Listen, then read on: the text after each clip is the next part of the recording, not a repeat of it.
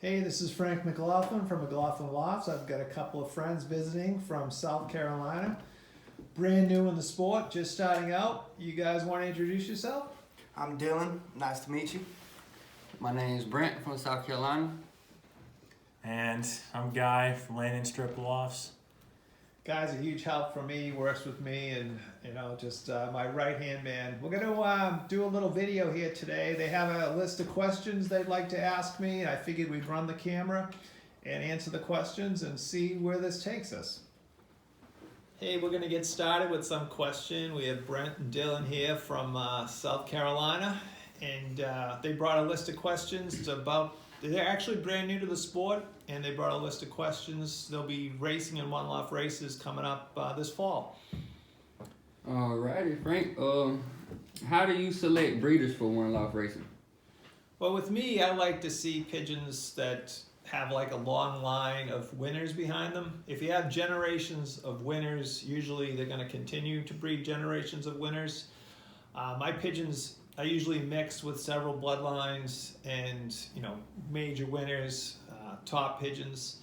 Also for one loft racing, you want really strong immune systems. When it comes to one loft racing, it's great genetics and super immune systems. You want to stay away from people that medicate their birds a lot. Usually they have a weaker immune system. My pigeons, because we don't use antibiotics, I feel if the bird is not going to stay healthy naturally, I lose it. And Sure. These two guys just brought in some pigeons from me, from some of my best birds. So I think you're starting with some top quality there. I like the way that sounds. What should I do before pairing the birds? Lights, vaccinations, or treatments?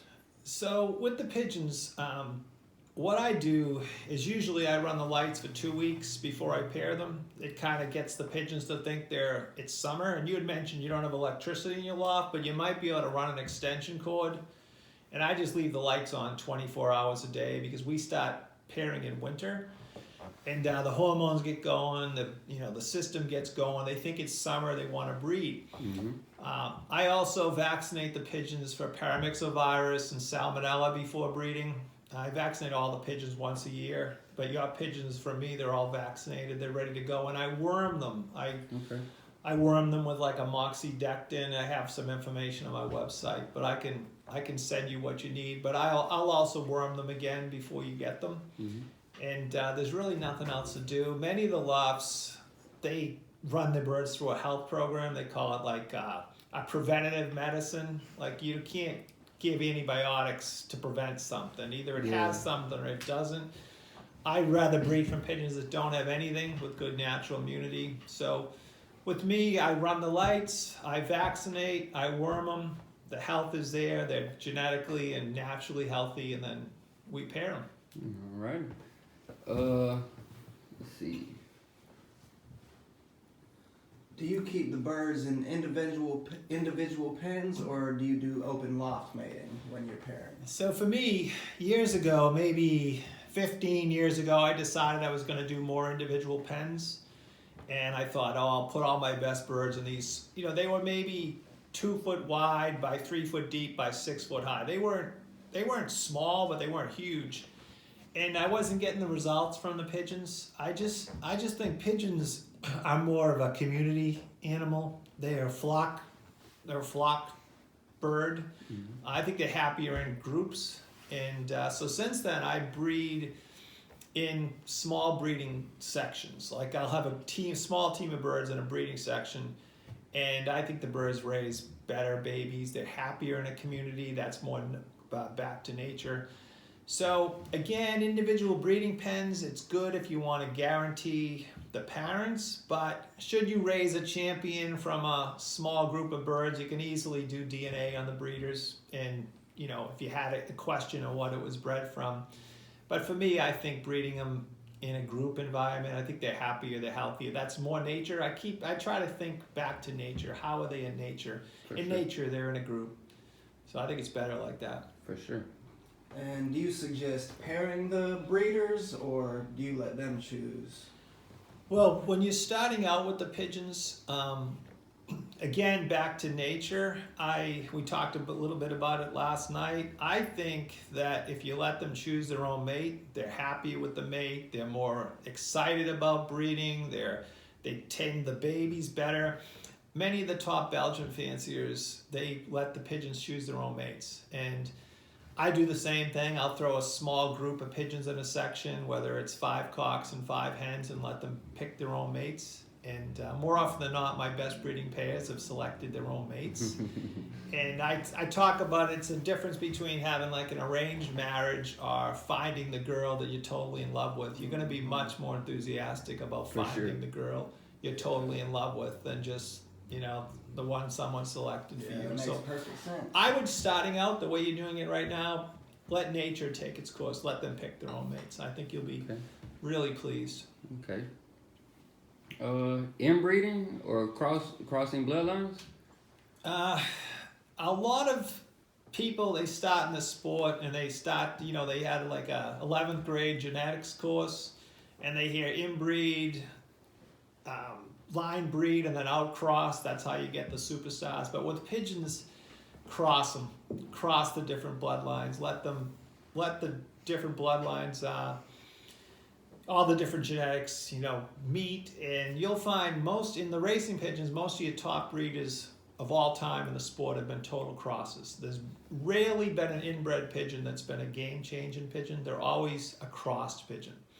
There's been some good inbred breeders, but they're few and far between. Most of the superstar breeders are total crosses.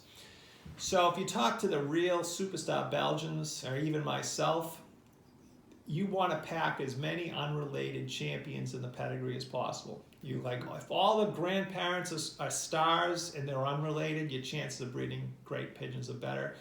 So I wouldn't suggest inbreeding. Now, should you have a big winner and you may want to breed it back to its grandparent or a parent just to kind of concentrate some of that blood and then cross them out, yeah, you can do it. But again, breeding from children of a superstar is just as good. And I would even suggest, if you have a big winner, breed it to another unrelated big winner. The chances of those babies producing are going to be really good. I mean, Okay. I don't favor the heavily inbred pigeons as much as the crossed pigeons. Okay, it makes more sense because Do you you're see? basically choosing one superstar pigeon and creating the further in the bloodline with that instead of crossing all the different bloods. And I think after watching the sport for 50 years that, I've even written an article on my website that all the real game-changing pigeons that the sport has ever known, where we've been talking about them for 20 years, 30 years, they're total crosses. Their parents were unrelated, which is pretty remarkable because you think it would be just the opposite, whereas pigeons would be, closely inbred, and that would be the one that passes on all these superstars. But more often than not, it's not the case. That's surprising. What should I feed? So with me, for years, I used to feed, because I don't live at the pigeon lofts, I would fill the feeders with pellets, and I've got away from it. I don't think that's good. I think you should feed a grain mix. I use Vercel Lager. It's called Champion Mix, and I mix it with Energy Mix, another one of the Belgian feed. Any 16% protein mix is great. So I have a feeder full of grain, and then I have a feeder full of Tractor Supply chicken pellets. So it's free will. They can eat the grain, they can eat the pellets. You want to make sure there's always feed in front of them when they're feeding their babies, because when they want to eat and want to feed, the feed has to be there.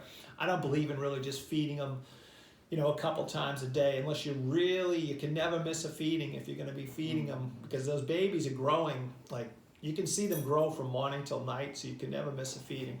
So I have feeders in the section. I have a grain mix feeder and a pellet mix feeder. They eat very few pellets, but they eat a lot of the grain. And I've also found by feeding the grain, I think their internal system becomes stronger. Like the babies are digesting grain, it's hard. Their gizzard, their intestines, everything, I think they build a better inside when they're digesting grain over as like just a mush. A lot of people will feed a pellet mix and the babies can digest that without even trying. But the grain, the insides have to work. And I think they become, internally the birds are better on grain. But I can help you find, a good mix where you're at for the breeding. For sure. But All right. What minerals do you use? so with me, even more important than the grain would be the minerals. Minerals, pigeons very rarely get vitamin deficient, but when they're breeding, they get mineral deficient. The hens will get calcium deficient. The babies, the bones and everything that's growing, they need the minerals. So I use all different types of minerals. I buy the all-in-one mixes, which is like a bucket of every mineral known in one bucket. A little expensive, but it's a good mix. Excuse me. I use the brown mineral blocks. I'll break them up and put them in a cup. We use the pick pots. It's almost like a cement-looking mineral compressed into a clay pot. I use the Belgian grit. It's a grit. It's a red stone like a red brick, and shells, magnesium blocks, a whole array of minerals. And there's a video on my website just on the minerals, but we can get into that. But the minerals are actually more important than the feed. So if you keep the minerals in front of them at all the time, fresh minerals, the breeders stay healthy, the babies are beautiful. I'll breed from January to September. The birds don't break down at all. I breed through the heat of the summer, but because of the minerals, it's all the difference in the world. So you want to make sure you have all the different types of minerals, and I can, help you with where to get them. I'm sure there's some, there's dealers probably around where you're at. You said what? Grain dealers and mineral Oh, dealers. yeah. We have Tractor Supplies, all types of feed stores. But yeah, we can find you the minerals you need.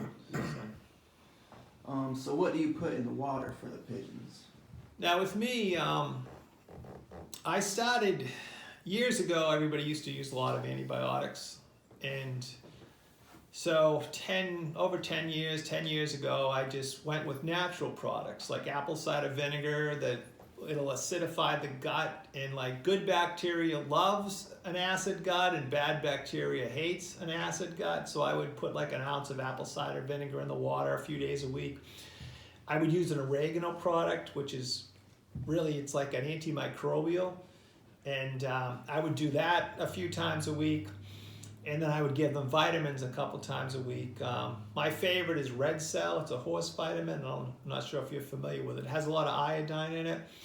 But when I went completely antibiotic free, I went to like the natural products.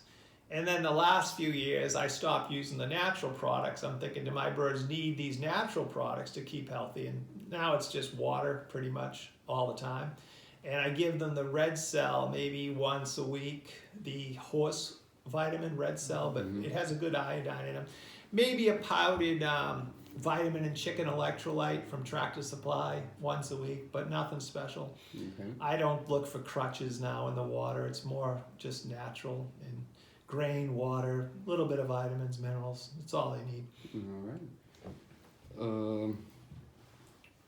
What to do at weaning? So when I wean the babies, I wean them a little young. So you'll see as they grow up, they'll get to a stage, they'll almost look as big as the parent. And you can raise the wing, and there's feathers under the wing. And when you can't see the skin under the wing anymore, the feathers open up. They're like old enough to come away from the parents. And then as I wean them, for me, I vaccinate them for paramyxovirus. When I take them from the parent, I vaccinate them. And I also vaccinate them for pigeon pox. And I can show you, how to do that. So now I know that they've been vaccinated for PMV and pox. And then I'll take them in the section. I'll dip their head in the water to show them. You'll find that sometimes a couple days later the bird looks sleepy. You'll have to take the baby and show it the water. Most of the time they find the water by themselves. And I tend to have several different water stations in the section, so they almost trip over the water. I might have a blue bubble water. I have like a bucket I made from Tractor Supply. I'll drill like 2-inch holes in it or 1.5-inch holes in it. And so no matter where they go, they kind of stumble across the water. And then I just fill the feeder with grain and minerals and let them pick what they want. Some of the old timers, when I was a kid, used to say, oh, when you wean them, force them to eat peas and corn, like the big grains. it made no sense to me. When you wean them, you want them to eat. So if they like picking the little high energy seeds, that's fine. Because I've never seen a pigeon in 50 years not eat peas and corn as an adult pigeon. So what? For the first few days, it doesn't eat the peas and corn. Let the baby eat. You don't want to stress them. And so I wean them, I vaccinate them, I wean them.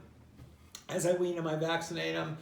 I'll also spray them with a permethrin. Like you probably use it with the dogs and stuff too. Just a bug, an insecticide. It usually lasts about a month. I'll blast them onto each wing just like a pump, and then under, like at the rump, near the vents, under the tail.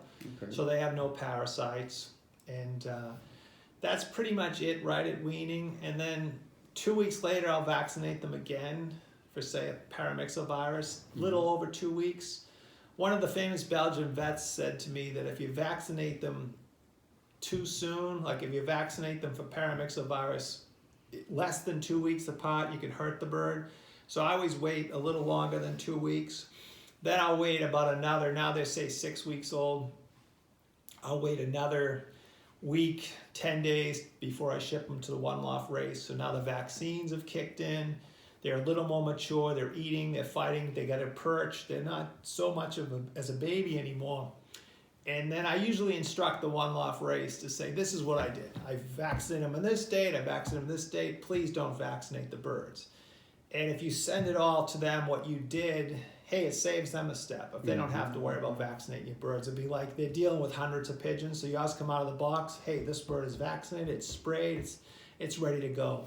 For sure. And so I encourage them not to vaccinate my birds when they arrive. And that can be worked out too.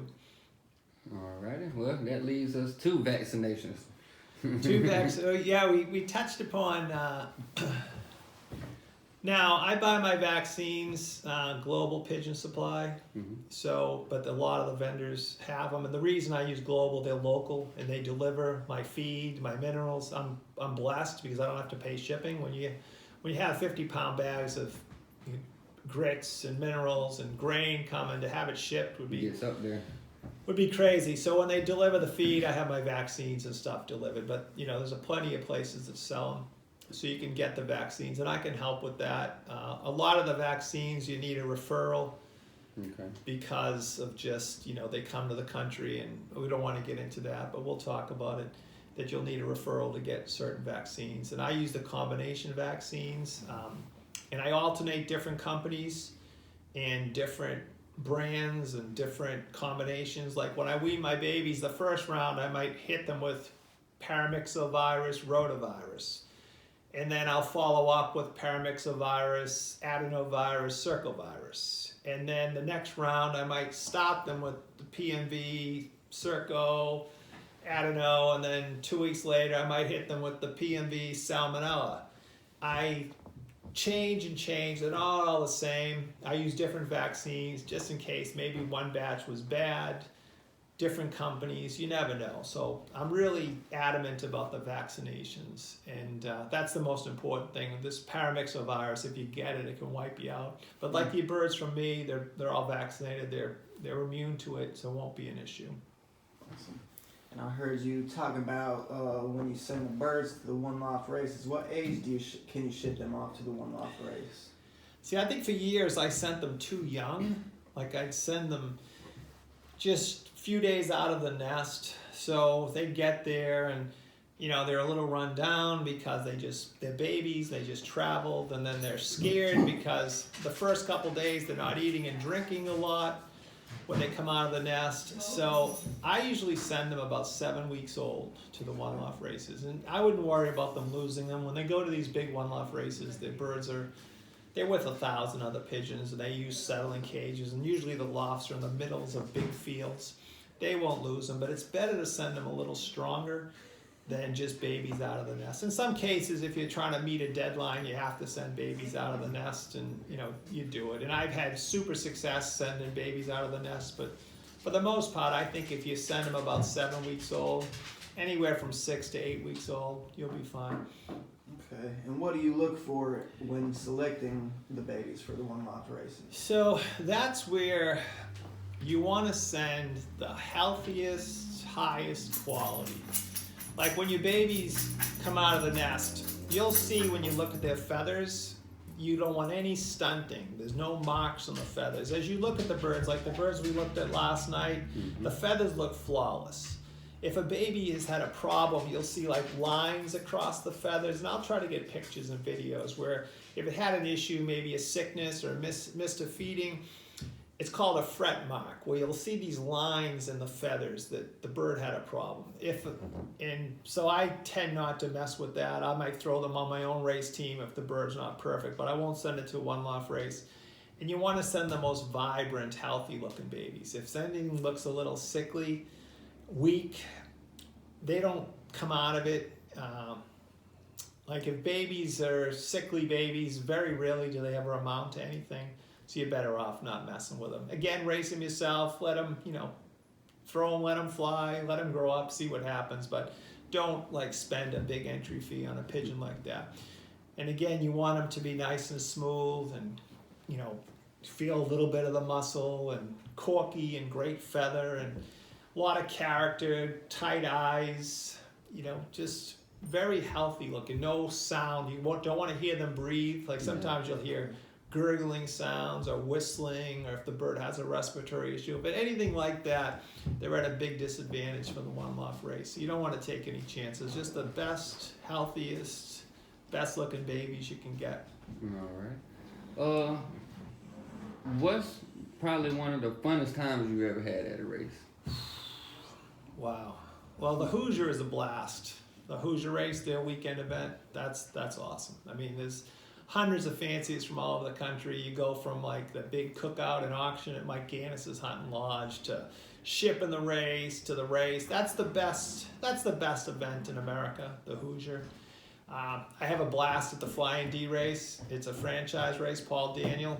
Same thing, a little smaller version, but it's growing. He has hundreds of people there. I call that, you should do that next year, because I call it's like NASCAR pigeon racing. They roll in trailers and motorhomes, and they start about a week before the race, and the people are playing cornhole, and they're partying, and Paul's bringing in truckloads of beer. Pigeon tailgating. Yeah, it's like pigeon tailgating, and he only takes a smaller number of birds, but he gets a massive amount of guys. And then Victoria Falls in Zimbabwe, nothing like it. There's nothing like it. Yeah, if you go to Africa Pro, I haven't been there. In South Africa, they built one of the best lofts ever. That's spectacular too. I'll go there next year. But I love Zimbabwe. It's real Africa. You're waiting for birds, and like I said earlier, elephant are walking by, and you're staying on the Zambezi River, and there's crocodiles and hippos there, and it's amazing. And the people are great. The owners, it's first class. Yeah, that's awesome. So really, what are some things that people wouldn't realize about the pigeons or don't know, things like that, like? Well, I find pigeons, like I talk about it too. You can look at a bunch of 5-year-olds on a playground, and some of them, they're athletes. They move, they run. You can pick the athletes out. And the same with pigeons. Some pigeons, they're more athletic. They're easy. They fly effortlessly. Even around the loft, it's like one pump from the floor right to the perch. It's not a big effort. It's not like a chicken trying to get off the ground. The great ones have character. They look different. They act different. They watch you. There's a different attitude, and I'm sure you see it with the dogs too. There's some that just have a little better attitude. And but I think with the real athletic pigeons, if you watch them, some of them fly effortless. Some of them, they could fly through a keyhole. They move. They have a lot of character. And as you get into it, you'll see the same thing with the great ones are just a little different. The great ones are special, and as time goes by, you'll recognize it more and more. Do you enjoy, I guess, more running the auction side of things, or the business side of things, or do you enjoy more like training them and things like that more? Well, it's funny that you say that, because pigeons are my business, I miss the hobby end of it. I want to go back to just racing the birds and enjoying them myself and not worrying about making any money with them. And I love racing, and when I'm over there, if it's like 70 degrees, the sun's shining, my birds are out flying, or it's race day and there's nobody bothering me, the phone's not ringing, and I'm waiting for the birds to come home, there's nothing like it. So I'm hoping to get back to that. Again, I mean, the auction business I have is great, and I'm lucky and blessed that I'm working for myself, but it's not the fun that when I was a kid, how much I lived from race to race. Like what you guys are going to be into, where it'll just be a passion and a hobby, it's so much better. For sure. Then, again, it's not, I'm lucky and blessed, but if I had to go back, I want to get to the point where I can just enjoy the birds again and just race. Get back to the birds. Yeah, just do the pigeons, you know, just have fun with the pigeons. So what originally got you into the pigeons? Well, with me, I'm a bird person since I was born. I loved pigeons. I loved all birds, and more birds than animals for me. So my dad, because I like chickens, my father liked chickens and stuff. We lived in the city, and he got me some chickens. And I had chickens, well, before kindergarten, because I remember taking my first grade class to see my chickens and ducks. And one day we went to a farm. I was probably 7, 8, maybe younger. And he had these white fantail pigeons. This chicken guy had these fantails. And have you seen them? They're like a white pigeon with a big fan, and they walk kind of funny. And Yeah.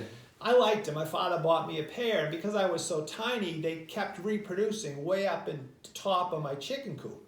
So I went from like one pair of fantails, I had maybe 12, 14 fantails. So one day when I was like 10 years old, I said, these fantails are taking over my chicken coop, so I'm going to kick some out. So I kicked like 4 or 5 of them out of the chicken coop, and they went from house to house. I lived in a city. They went from house to house to house, and I watched them. And then they came back. They landed in my backyard, and I opened the door of the chicken coop, and they walked back in.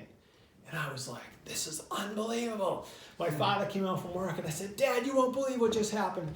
I told him the story, and he goes, oh, I know a guy with homing pigeons. You might like those. So that next day, we went and visited. His name was Fred Padula, and he was a fancier in Quincy, where I grew up. And I walked in there, and I saw the nest boxes and the red checks and the clock. And within like a week, we gave the chickens away. My father set up the pigeon coop. We got pigeons, and that's, 50 years later, here we are, still doing it. That's awesome. Yes, sir. Yes, sir. Guy, you have any questions that you wanted to ask me? I know we're working all the time, and I'm usually running crazy and tired. Yeah, I'm trying to think. But anything you'd like to know. I think that the sport, it's not difficult. Yeah. We make it difficult. As Guy knows with me, I make it really simple. I keep it simple. I'm back to nature. It's common sense. The birds instinctively want to race home. All we have to do is make sure they're physically fit, they're healthy, their body weight is right, they're trained adequately, and you can race successfully. Yeah. It's as long not, as you're taking care of the birds. yeah, it's not rocket science here.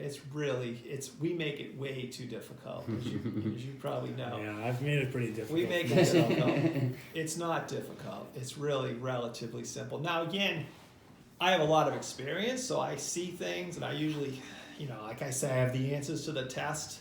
Like I remember Tom Brady saying, for those of you not knowing who Tom Brady is, he was the quarterback for the Patriots, and he would look at the defense before the snap was to him, and he'd say, well, I already had the answers to the test. He knew the defense. He was going to beat the defense. So a lot of experience gives you a lot of answers that, you know how to make adjustments and stuff. sure. But again, most of it is common sense. We make it difficult. It's really not, it's not very difficult. All right. Go ahead. No, you go ahead. If we could only get into 2 races next year, which one would they be? Well, there are a lot of good races. I think you should enter the Hoosier and go to the event.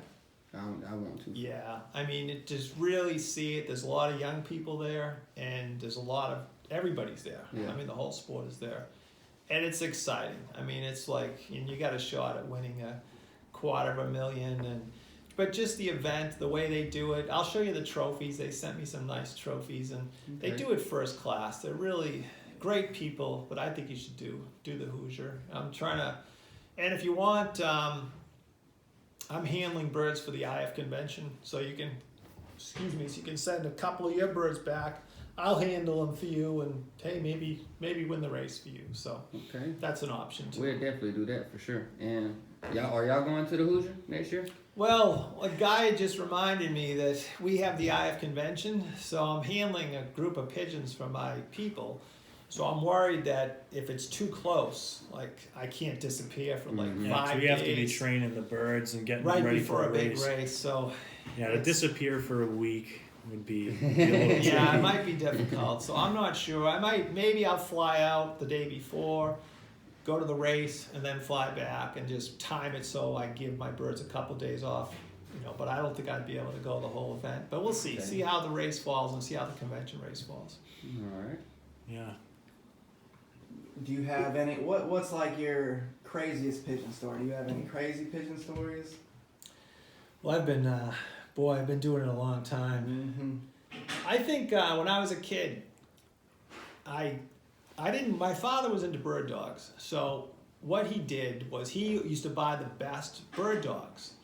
And when I was really young, I thought it was all handler and no pigeon. I didn't realize how important the pigeon was. Mm-hmm. The pigeon really makes it, a big, big difference. No matter how good a handler you are, you still need a good animal to do the job. So my dad, we used to enter these big races in Boston. At the end of the season, they were called futurity races. There was like 100 loft entries. And because my father had no money, he would let me bet one bird. And in every race, we would bet one bird all the way. So I might have 7 in the race, but only one would be bet on. And there was one season where I just won 4 of these in a row, these big races. And I not only would win the race, but I had the bird bet all the way. So it was stunning. And at the time, there were a lot of Fanciers in the North End. Some of the guys were connected in they're all gone now, maybe in the mob and all that. And one race we had, it got dark. There were no birds. And so I was disappointed and was sitting there, and we had the floodlights on, and we're in the city, and my brother saw something cut the floodlight, the darkness, and he's like, Frank, I think we got a bird. And it was it was really dark.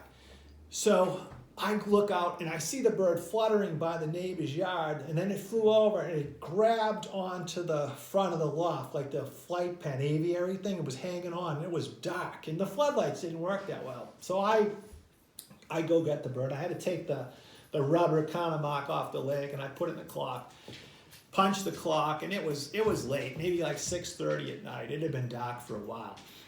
So we called the secretary of the race, and he was a connected dude, and he always had the big cigar in his mouth. And I called him, and I was like, I got a bird. And he's like, you got a bird? And I said, yeah, I clocked it whatever time. So he's thumbing through the paperwork, and he's like, which bird did you clock? And I said, 1062. And I heard his cigar hit the table because it was bet all the way. And the only bird we had pulled was bet all the way. So I was it was pretty exciting. And to get a bird late, after dark, and then not only to have the bird to win the race is pretty. There were actually 2 more birds that came home on the day, but they were 30, 40 miles shorter than me.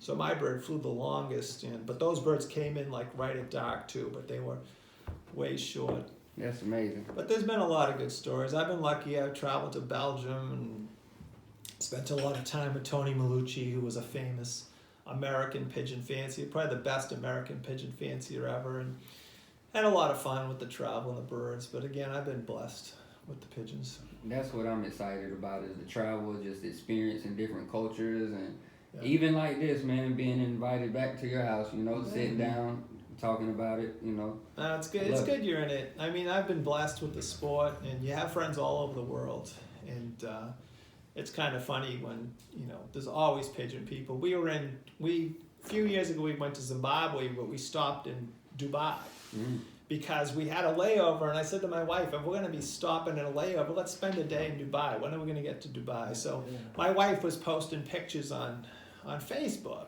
So then my email's blowing up and WhatsApp, and they were like Dubai Fanciers. They're like, oh, you're here. Can you come see my birds or come see my loft? And it's funny just because of the Facebook connection. And we have friends all over the world, and you're gonna love it. It's really That's good. amazing. That's amazing. So something I just thought about. How old do these birds get, and when would you retire a bird, or what do you retire Well, birds?